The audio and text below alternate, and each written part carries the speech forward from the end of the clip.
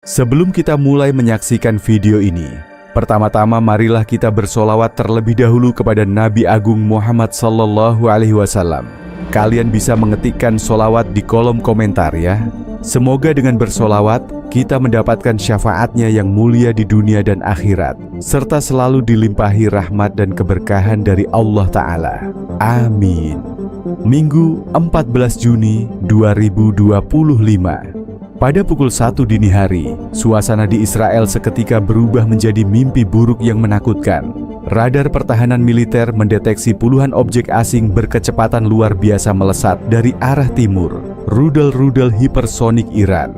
Seketika sirene peringatan meraung di seluruh penjuru utara dan tengah negeri itu. Warga Israel yang tengah tidur terbangun dalam kepanikan. Beberapa bahkan tak sempat mengambil barang apapun sebelum berlari ke tempat perlindungan bawah tanah. Serangan ini bukanlah yang pertama, namun intensitasnya jauh berbeda. Iran menyebut ini sebagai gelombang kedua dari operasi balasan besar-besaran mereka yang mereka beri nama Operasi True Promise 3. Beberapa jam kemudian, tepat pukul 03.00 pagi waktu Israel, sebuah pernyataan resmi dari juru bicara militer Iran dirilis ke publik. Ini baru gelombang kedua, masih ada 8 gelombang berikutnya, dan tiap gelombang akan lebih besar, lebih cepat, dan lebih menghancurkan dari sebelumnya.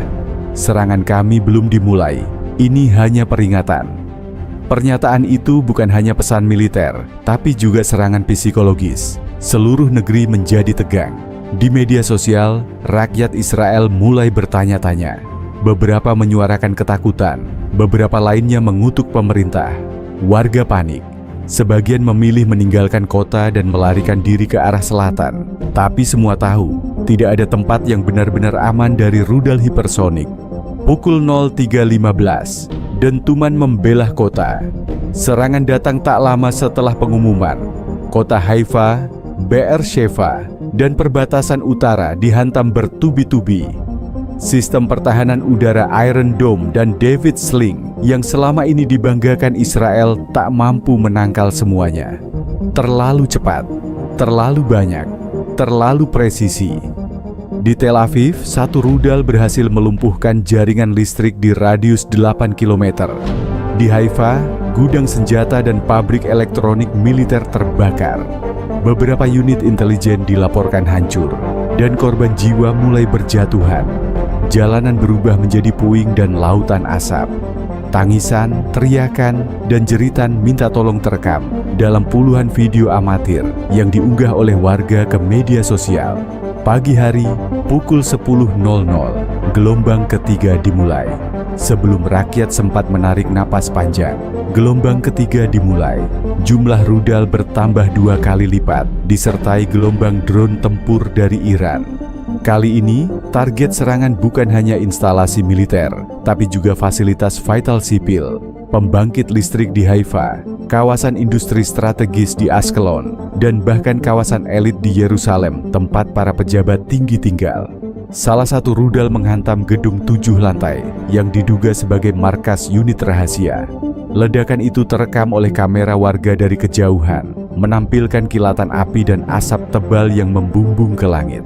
Data internal menyebutkan 3 pabrik militer terbakar, sebuah pusat data keamanan siber lumpuh, lebih dari 200 rumah hancur, dan korban jiwa mencapai 170 orang.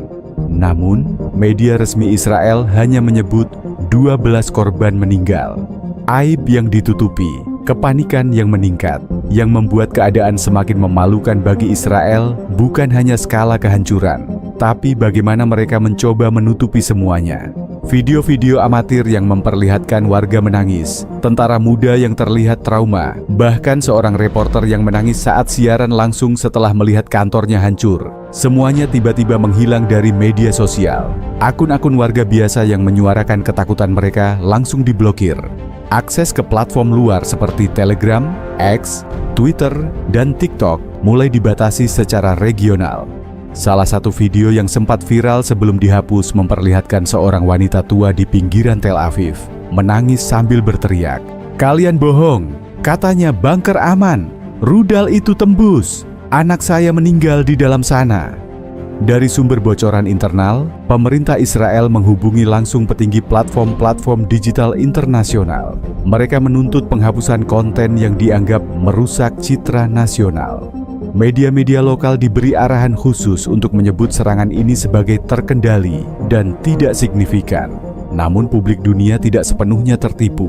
Sebagian jurnalis independen dan netizen luar negeri berhasil menyelamatkan rekaman-rekaman penting, kemudian membagikannya kembali di forum-forum seperti Rumble, Odyssey, dan Telegram.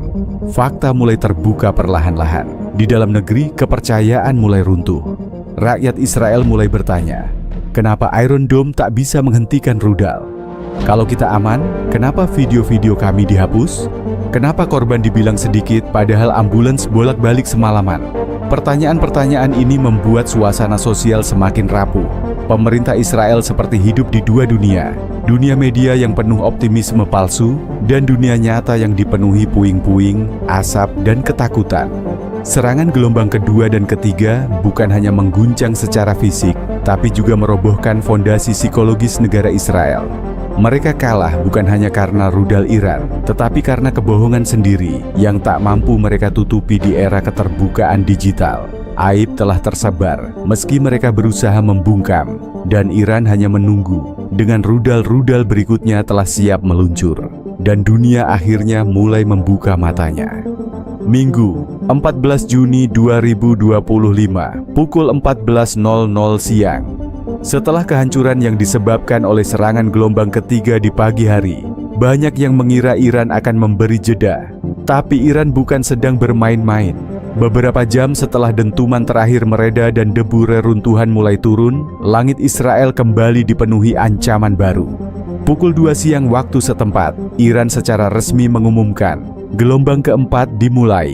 Pernyataan itu disiarkan melalui kanal militer resmi Iran dan langsung diterjemahkan oleh berbagai media internasional.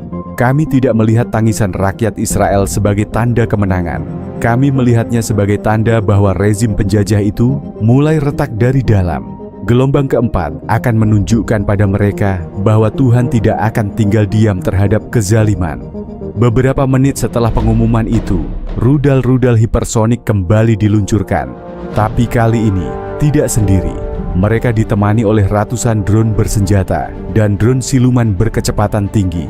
Drone-drone ini bukan hanya dikirim untuk menyerang, tapi juga untuk mengacaukan sistem radar dan membingungkan pertahanan udara Israel. Pukul 17 sore, 3 jam setelah diluncurkan, rudal dan drone Iran mulai memasuki wilayah udara Israel. Iron Dome dan sistem pertahanan lainnya langsung aktif, tapi tampak kelelahan. Beberapa sistem radar bahkan dilaporkan hang atau overload karena jumlah objek asing yang terdeteksi terlalu banyak. Operator militer Israel bekerja di bawah tekanan tinggi, namun situasi segera lepas kendali. Serangan gelombang keempat bukan hanya masif, tapi juga terarah dan canggih secara strategis. Rudal-rudal diarahkan ke titik-titik vital yang sebelumnya belum tersentuh. Gedung-gedung pemerintahan tinggi di Yerusalem dan Tel Aviv, pusat industri militer dan pabrik senjata di wilayah selatan, kawasan kilang minyak yang memasok kebutuhan energi nasional, dan yang paling mengagetkan, kantor pusat unit intelijen rahasia Israel, Mossad. Satu demi satu bangunan penting dilaporkan hancur atau terbakar hebat. Ledakan-ledakan dahsyat mengguncang kawasan-kawasan yang selama ini dianggap sangat terlindungi. Sebuah rudal bahkan menghantam gedung pemerintahan yang baru selesai dibangun dan menewaskan puluhan staf administrasi dan keamanan. Live stream CCTV yang sempat tayang beberapa detik sebelum diputus memperlihatkan momen gedung itu ambruk dalam kabut asap dan api. Pukul 18.00 saat malam mulai turun, Israel terlihat tidak lagi seperti negara yang percaya diri. Mereka tampak seperti negara yang sedang runtuh, bukan hanya secara infrastruktur, tapi secara mental dan moral. Media sosial yang sebelumnya dibungkam, mulai dipenuhi kembali oleh video-video yang tak bisa lagi disangkal. Kali ini, yang menangis bukan hanya warga biasa, tapi juga pejabat-pejabat, politisi, bahkan juru bicara militer Israel.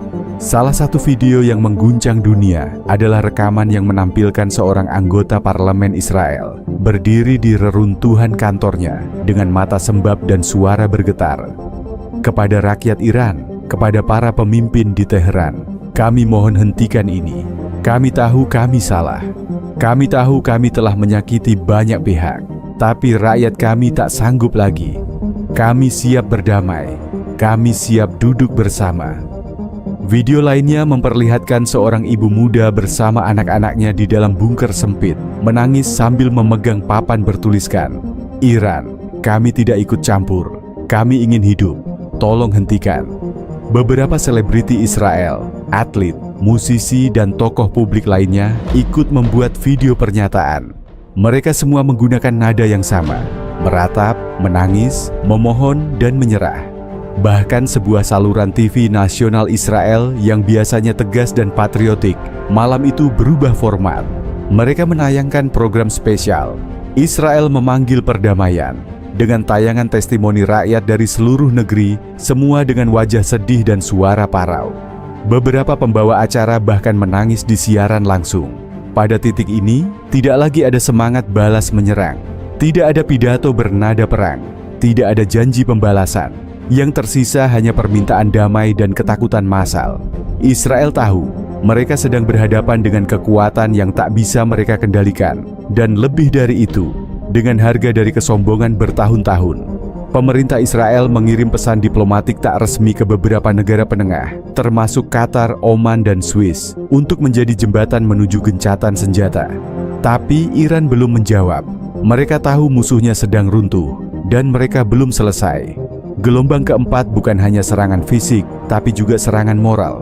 Dalam waktu kurang dari 2 hari, negara yang dikenal dunia sebagai kuat dan tak tergoyahkan, kini menangis di hadapan dunia. Bukan menangis karena kehilangan, tapi menangis karena tak sanggup menanggung lebih banyak lagi. Dan malam itu, dunia menyaksikan Israel memohon damai di tengah reruntuhan yang masih membara. Minggu malam, 15 Juni 2025. Setelah serangkaian tangisan dan permohonan damai dari rakyat dan pejabat Israel menyebar luas di media sosial, banyak pihak internasional berharap Iran akan menghentikan serangannya. Tapi harapan itu sirna seketika. Alih-alih melembut, Teheran malah mengeluarkan pernyataan mengejutkan. Dalam sebuah siaran resmi dari markas besar militer Iran, seorang juru bicara menyampaikan, "Kami melihat air mata mereka, kami mendengar permohonan mereka, tapi kami juga melihat kehancuran yang mereka lakukan terhadap Gaza. Kami melihat anak-anak hangus terbakar, kami melihat rumah sakit dibom, dan kami tidak lupa. Ini bukan soal balas dendam, ini soal keadilan."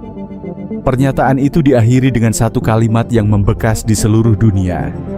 Tel Aviv akan menyala malam ini, kami pastikan itu.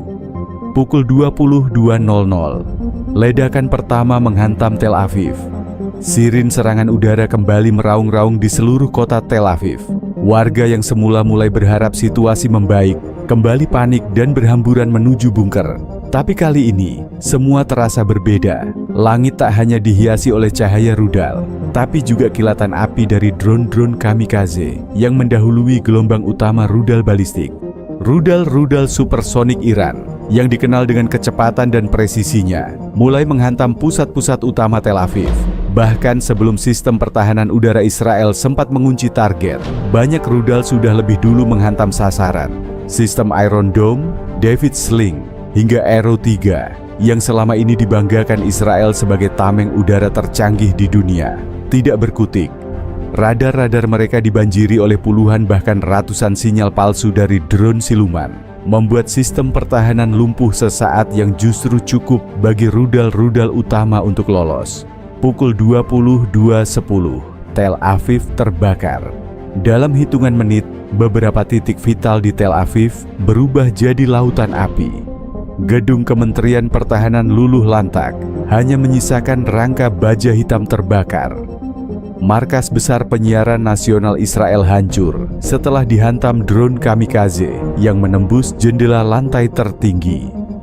Bandara Ben Gurion ditutup total setelah 2 rudal menghantam hanggar utama dan landasan pacu. Jaringan listrik dan komunikasi mulai terganggu. Beberapa wilayah Tel Aviv mengalami blackout total. Warga yang sebelumnya berlindung di bunker mulai menyadari bahkan tempat-tempat perlindungan itu tak lagi menjamin keselamatan. Salah satu video amatir menunjukkan sebuah bunker yang disebut anti ledakan dan anti nuklir runtuh karena terkena dampak gelombang kejut rudal supersonik. Belasan orang di dalamnya tewas seketika. Tangisan, teriakan, dan kepanikan merebak di seluruh kota. Mobil-mobil terbakar di jalanan. Ambulans tak cukup, militer lumpuh, polisi kewalahan. Semua terasa seperti adegan kiamat versi nyata. Tak hanya Tel Aviv, serangan lanjutan juga menghantam Haifa, Beersheva, dan sebagian area Yerusalem Barat. Semua kota besar mulai mengalami keruntuhan infrastruktur secara masif. Jembatan-jembatan utama ambruk, rumah sakit kehabisan daya, dan yang lebih mengerikan, gudang penyimpanan amunisi di pinggiran kota ikut meledak, menciptakan kobaran api yang tak terkendali. Para analis militer internasional yang sebelumnya membela kemampuan pertahanan Israel, kini bungkam. Satelit cuaca merekam citra malam hari Israel sebagai daratan berwarna merah menyala, dipenuhi titik-titik api dan asap. Pada titik ini, rakyat Israel benar-benar berada di ujung keputusasaan. Mereka bukan lagi minta damai, mereka minta diselamatkan. Beberapa warga dilaporkan mencoba melarikan diri ke perbatasan Yordania dan Mesir, tapi ditolak masuk karena alasan keamanan nasional. Pemerintah Israel kehilangan kendali. Banyak menteri tak lagi berada di tempat kerja. Komunikasi darurat pusat lumpuh. Dan yang paling mengejutkan, tidak ada pidato dari Netanyahu malam itu. Dia menghilang dari publik. Serangan gelombang kelima telah menandai sebuah kenyataan pahit. Israel kini berada dalam posisi yang dulu hanya bisa dibayangkan oleh dunia sebagai negara yang mulai rata dengan tanah, sebagaimana yang mereka lakukan terhadap Gaza selama ini. Iran tidak menghentikan serangannya karena mereka tahu Israel sudah melewati batas moral terlalu lama. Dunia melihat dengan mata terbuka, meskipun media masih berusaha menutupi, tapi kenyataan terlalu besar untuk dibungkam. Sebuah negara yang selama ini disebut tak terkalahkan, sedang tersungkur, berlumuran debu, darah, dan nyala api. Senin, 16 Juni 2025. Di tengah kepulan asap dan nyala api yang masih menggulung kota Tel Aviv, kabar mengejutkan muncul dari langit malam Israel. Jet pribadi yang dikabarkan membawa Perdana Menteri Benjamin Netanyahu lepas landas dari pangkalan udara Nevatim, dikawal 2 jet tempur siluman F-35I milik Angkatan Udara Israel. Dalam diam, pemimpin tertinggi Israel itu memilih jalan keluar dari negerinya sendiri, melarikan diri. Pesawat itu menuju arah barat daya, diyakini menuju pangkalan militer sekutu di Siprus atau Italia.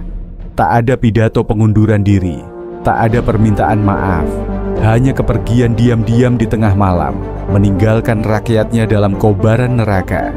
Kabar pelarian ini cepat tersebar di media sosial dan aplikasi pesan. Ketakutan yang sudah mencekam berubah menjadi histeria massal. Jika pemimpin kami saja melarikan diri, lalu kepada siapa kami berharap? Seru seorang warga dalam sebuah video live yang viral sebelum akhirnya terputus karena sinyal komunikasi yang nyaris punah. Namun kepanikan itu bukan hanya soal pemimpin yang pergi. Di berbagai kota yang masih tersisa, warga yang berlindung di bunker-bunker bawah tanah mulai menyadari kebenaran pahit. Tempat-tempat yang dijanjikan sebagai benteng terakhir mereka ternyata hanya kubur massal yang tertunda. Beberapa bunker yang dibangun di era modern, bahkan yang diklaim tahan rudal nuklir, runtuh diterjang rudal balistik Iran. Bukan karena satu rudal saja, melainkan karena efek beruntun, gelombang kejut, tekanan udara, dan suhu ledakan yang menembus batas arsitektur sipil. Beton bertulang setebal 1 meter pun retak dan pecah seperti biskuit. Di dalamnya, ratusan orang terperangkap. Teriakan mereka tidak terdengar. Yang terdengar hanya dentuman di atas permukaan dan tangisan dari saudara-saudara mereka yang selamat. Media digital yang masih bisa mengudara di luar Israel memperlihatkan rekaman CCTV terakhir dari dalam salah satu bunker di Asdod. Wajah-wajah warga sipil, anak-anak kecil, dan ibu-ibu yang ketakutan berubah jadi kaku dan sunyi hanya beberapa detik setelah cahaya putih menyilaukan menerobos layar. Lalu gelap, tak ada lagi sinyal. Di Teheran, kabar mengenai tangisan rakyat Israel dan pelarian Netanyahu sudah sampai di meja pemimpin tertinggi. Tapi berbeda dengan reaksi dunia yang berharap belas kasihan, Iran justru bersikap tegas dan dingin. Dalam pidato nasionalnya, Ayatollah Ali Khamenei menyampaikan langsung sikap Iran yang tidak akan bergeser. Kami telah menyaksikan Gaza diratakan. Kami telah melihat anak-anak dibakar hidup-hidup. Kami telah mendengar permohonan damai dari mereka yang tak pernah memberi ruang damai untuk Palestina. Sekarang, ketika angin berbalik arah, mereka menangis dan memohon? Tidak kali ini. Menteri Pertahanan Iran pun menegaskan bahwa operasi True Promise 3 akan berlanjut hingga Israel tidak lagi mampu berdiri, tidak lagi bisa mengangkat senjata, dan tidak lagi sanggup menyiksa manusia atas nama kekuasaan. Kami tidak menghentikan operasi ini karena sudah terlalu banyak yang mati tanpa keadilan. Kami teruskan serangan sampai suara rakyat Gaza yang terkubur hidup-hidup didengar oleh dunia, ujarnya di depan puluhan kamera media internasional. Tanpa jeda waktu yang panjang, militer Iran mulai mempersiapkan gelombang serangan ke-6. Kali ini bukan hanya rudal dan drone, tapi unit drone bawah tanah, drone pengacak sinyal, dan rudal hulu ledak penghancur EMP untuk melumpuhkan sisa-sisa infrastruktur digital Israel. Sinyal satelit Israel diputus, sistem navigasi sipil dibingungkan, komunikasi militer hancur, kegelapan digital pun menyelimuti seluruh negeri. Rakyat Israel kini hanya bisa bertahan seadanya. Rumah sakit mulai menolak pasien karena tak ada tenaga medis yang tersisa. Layanan listrik dan air bersih berhenti total di beberapa wilayah. Organisasi internasional seperti WHO dan Palang Merah bahkan tidak bisa masuk karena wilayah terlalu berbahaya untuk evakuasi. Dan di tengah semua ini, Netanyahu yang kabur pun belum muncul lagi di media.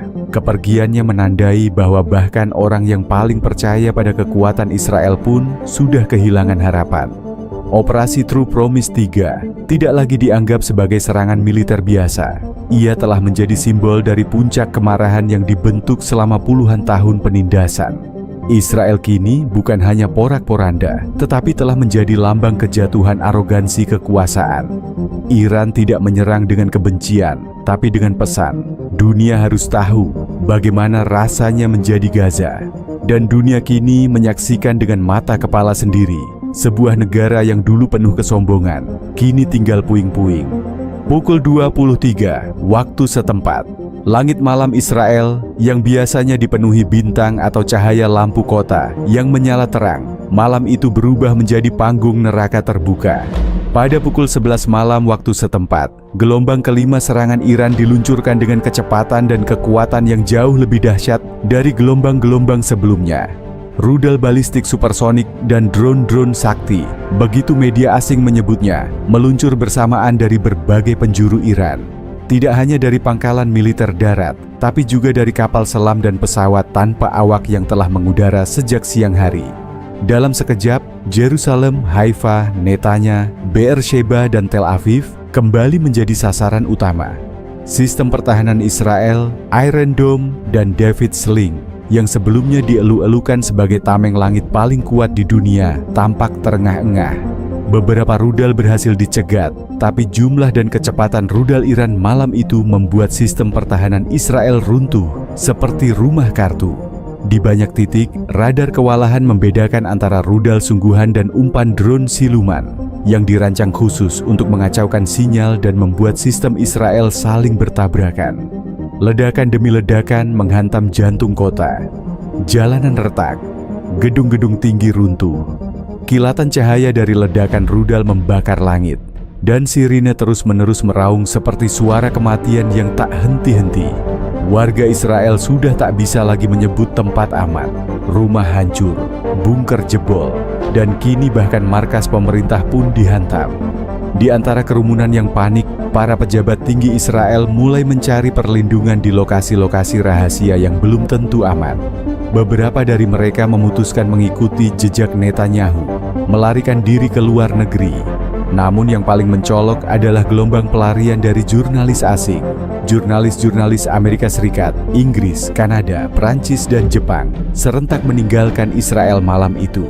Mereka bukan hanya takut akan keselamatan diri sendiri, tetapi juga menyadari bahwa situasi telah kehilangan kendali.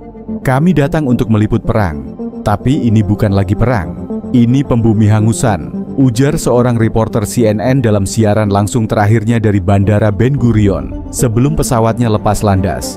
Ini adalah akhir dari sebuah negara modern yang dulunya paling kuat di kawasan. Sekarang, kami tidak tahu apakah kami akan pernah bisa kembali ke sini. Bandara-bandara penuh sesak. Pesawat militer sekutu yang sebelumnya membawa logistik kini dipakai untuk mengevakuasi warga sipil dan diplomat. Media asing ramai-ramai mengumumkan penghentian sementara operasi peliputan di Israel karena tingkat ancaman yang dinilai tidak lagi masuk akal. Tak hanya dunia luar yang mundur, media dalam negeri Israel pun lumpuh. Beberapa saluran televisi besar seperti Channel 12 dan I24 News gelap total. Kantor redaksi mereka hancur, dan jurnalisnya tidak lagi bisa mengakses alat kerja karena sinyal dan listrik sudah padam. Satu-satunya suara yang tersisa hanyalah rekaman warga yang mengunggah video dari dalam reruntuhan bangunan dengan suara lirih dan mata penuh debu, menangis sambil memohon pertolongan dari dunia. Kami dulu percaya pada pertahanan, kami percaya pada teknologi, tapi malam ini kami tahu tidak ada yang bisa menyelamatkan kami, kata seorang perempuan tua dalam video berdurasi 18 detik yang diunggah di Twitter sebelum akunnya menghilang. Sementara itu di Iran, para pemimpin militer dan pejabat tinggi menyampaikan konferensi pers dengan tenang dan penuh percaya diri. Mereka menyatakan bahwa gelombang kelima hanyalah langkah antara, dan gelombang keenam akan menjadi jauh lebih parah. Serangan ini adalah hak moral dan strategis kami. Kami tidak menyerang warga sipil, tapi pemerintah dan infrastruktur militer yang telah digunakan untuk menindas rakyat Palestina selama puluhan tahun, ucap juru bicara militer Iran. Jangan kira ini akan selesai malam ini. Ini baru awal dari akhir. Israel kini menjadi negara yang digerogoti dari dalam dan dari luar. Warga tak punya tempat lari. Pemimpin melarikan diri. Pejabat tercerai-berai. Pers internasional meninggalkan Israel seperti kapal yang tenggelam. Dan dari segala arah, Iran terus datang membawa api, dengan janji bahwa mereka tidak akan berhenti sampai tanah yang mereka sebut sebagai simbol penindasan itu benar-benar sunyi, rata dan tinggal kenangan. Selasa, 17 Juni 2025. Di tengah kehancuran yang semakin luas dan ketakutan yang makin merajalela, muncul satu pertanyaan besar di benak banyak orang di dunia luar. Mengapa berita-berita tentang kekalahan Israel, tentang jatuhnya rudal-rudal Iran yang membakar kota-kota Israel, begitu minim terdengar di media internasional? Jawabannya begitu pahit namun nyata. Karena dunia ini telah lama berada di bawah kendali narasi mereka yang berdiri di balik layar. Mereka yang punya kepentingan dan loyalitas kepada Israel. Media-media arus utama dunia, baik itu televisi, surat kabar, maupun platform digital besar seperti media sosial, dikuasai oleh kelompok yang pro-Israel. Mereka bukan hanya sekutu, tetapi juga penjaga wajah bersih dari negara yang kini sedang terbakar itu. Di banyak ruang redaksi media internasional, perintah datang dari atas.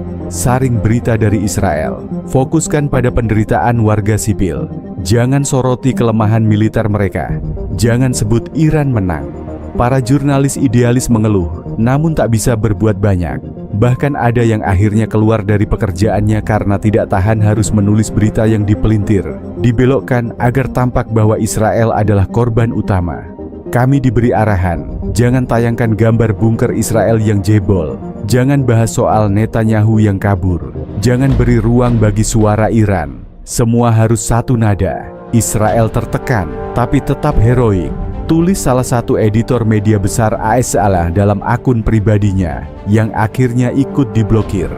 Sementara itu, Iran sendiri memilih untuk menunda peluncuran gelombang serangan ke-6. Bukan karena ragu, tapi karena mereka sedang mengatur strategi agar serangan berikutnya bukan hanya menghantam fisik, tapi juga menghancurkan moral dan psikologi Israel secara menyeluruh.